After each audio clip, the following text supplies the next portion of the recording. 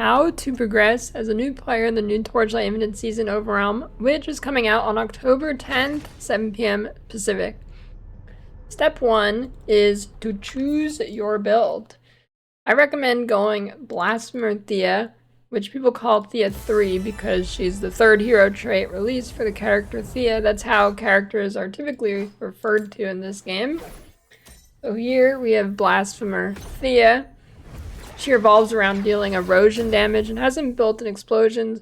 Overall, very, very smooth starter, typically leveling with Haunting Abomination into Mind Control. And Mind Control is basically an RF chaos build. I'll give you a little showcase here of my character from a few seasons ago. Basically, everything around you just gets like this purple slurp on it and does chaos damage, and the character is built in explosions and just a bunch of ways to scale erosion damage. So you just walk around and everything dies, and it actually has decent damage unlike RF.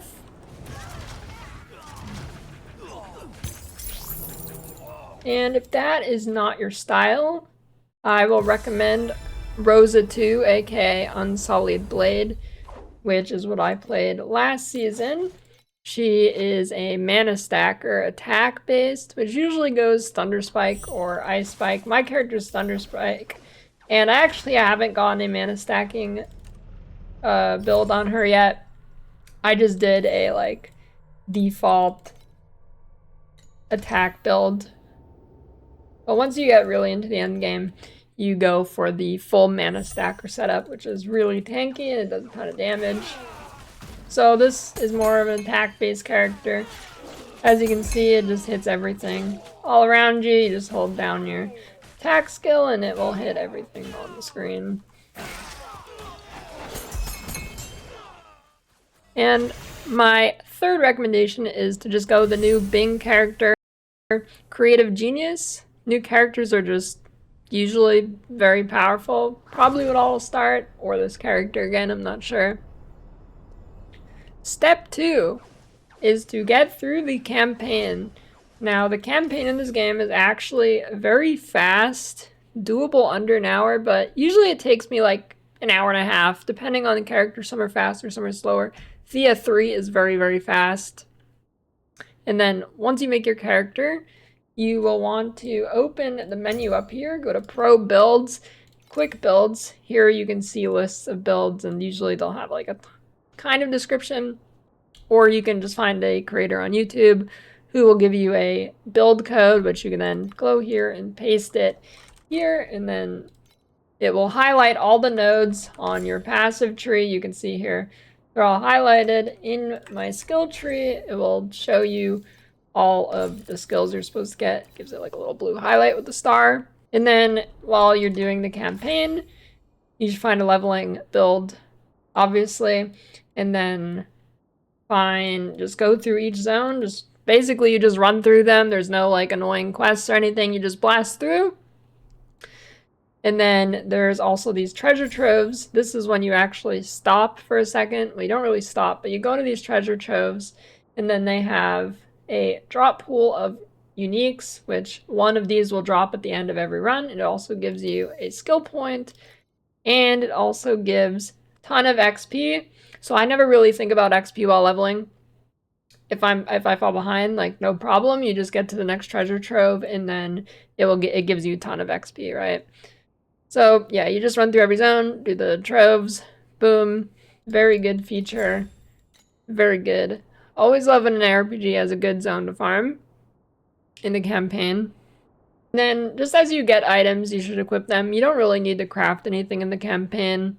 And then step 3, starting maps. Once you start maps, you're going to want to make sure your build guide is set up for actually a mapping build and not just leveling build. Now, sometimes these can be the same, but oftentimes not. Like, for example, if you go Thea 3, you'll level as Haunting Abomination, but then you will swap to Mind Control once you're at like tier 3 or 4 maps or something. You also want to go to Quick Loot. Then there's Beginner Looting Strategies, which is fine, and you click Apply All. And then probably just follow that. And then you also get multiple trees on your void chart, which is this, so you can swap between these. And then have one as like your starting one. Usually when you start, you just go into commodity here. Don't look at all the highlights here necessarily, but you want to get these resonance things. These are like how you roll your maps. Adds mods to the maps, you get more loot, more monsters, whatever. You will always need these. Embers are for crafting, very good to have. Flame sand, very, very good to have early. That's how you also craft. Embers plus flame sand equals crafting. Getting this first node for mystery chest is pretty good too. And then here, additional rare monster. Pretty hard to go wrong early. But I forgot to mention, you go to hero ranking. This is usually what I do. Just look at whoever the top is on your hero at the time, and then you can look at their gear and their setup and stuff. Although it's kind of a problem because usually I end up in like the top few for the first day, so you know. But if you're a new player, that won't really be an issue. Don't really worry about these DPS numbers either. You don't really drop a ton of loot until you hit time mark 8, so don't really worry too much about doing a certain farming strat with like a season mechanic. And then you continue to progress up the time marks. Whenever you feel the build starting to get weaker, go back and craft some of your gear up. Don't really worry too much about survivability. Offense is a great defense, so just make sure you're crafting all mods on your gear that help something. It doesn't need to be perfect. You can actually, I kept some of my old gear on this character. Like, you know, as long as it's doing something. Here I have like a bunch of tier 2s, a bunch of tier 3s, but just something, and then you kind of progressively upgrade your gear. So once you hit a wall, that's when I'd say to start focus on like actually good affixes here, like Lightning and Melee Fizz are all very good for my build. And then before, you can see I just like had something adds erosion damage. Like that it's not great, but it's something. Then eventually you'll upgrade it to actually having the good specific mods you need. It's very easy to get the mods you need in this game. But once the build starts slow down, make sure you get all your affixes to like tier 3, tier 4, tier 2, around there anyways. Like it's gonna depend where you're progressing, but the way the crafting works in this game is you will take an item and then it's based on the item level. So you can see here, this one's item level 86, so I can get tier 1 mods. You do not want to craft on level 86 items early because it costs Flame Elementium, which is like the main currency. It gets expensive fast. You do not want to do that for your first couple items. Let me find, do I have a lower eye level? Here we go. 85. So this can only roll tier 2. I recommend getting all tier 2 when you're getting the time mark 7. So you can just re-roll these until you get tier 2, right? Tier 2, there you go. And then you can also do auto craft, which is nice. You can click and it will auto roll it until it gets that thing, and then you can put like tier 2 on a bunch of things, right? It'll keep rolling until you get it. And you see, there, got it.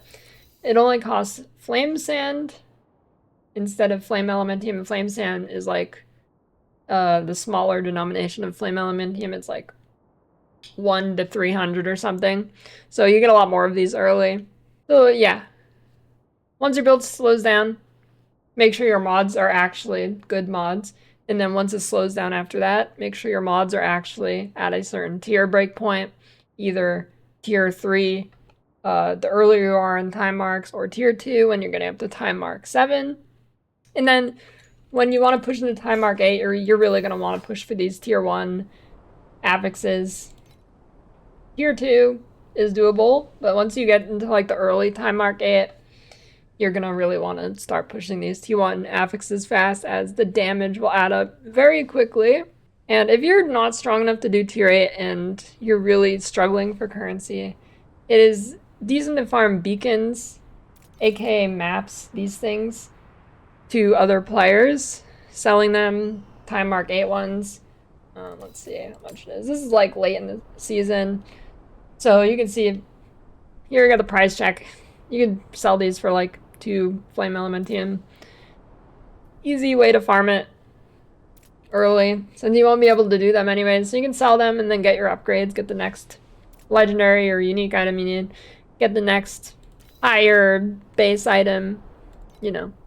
Once you actually want to chain, or once you actually get into like time mark 8 and you want to do a specific farming strat, you are going to want to kind of go into the new player event, which should be here. It'll look like this. This isn't it. It starts when the new season starts tomorrow. So it'll go here, and then you can get Pack Spirit, a loot Pack Spirit, and then you're going to want to choose whichever one for the mechanic you want to do. Then you should do that mechanic. Now, you can do other mechanics, but usually you do want the Pack Spirit. A lot of the time, I don't bother with it, but it is a free Pack Spirit, so you should go and grab that. I'll give you the rundown of like the most popular things people run. Black Sail, very popular. Nightmare, also pretty good. This is what I was running. I enjoy this. It makes the map look very pretty too. Cube is the degen gambling mechanic. It's basically like a slot machine. You roll for the items and then you like greed or just take the items. It'll let you double or triple your items. Then hunting talent. This is usually for like boss rushing. Here we have Sandlord. This is kind of the persistent town feature where you send out boats and whatnot, or ships, ship boats, cat girls, and they bring you stuff back, and it's a pretty good kind of passive income. Frozen Canvas is also popular early for just getting the snow paper fragments from bosses, and bosses will keep dropping the snow paper fragments. And those are probably the most popular ones. So maybe look up a video of all of them or try each one before you choose your legendary loot Pack Spirit. And that is about it. That should get you into the farming loop. That is a pretty general overview. Check the description to play Torchlight Infinite Overrealm Season 10 tomorrow, October 10th at 7 p.m. Pacific.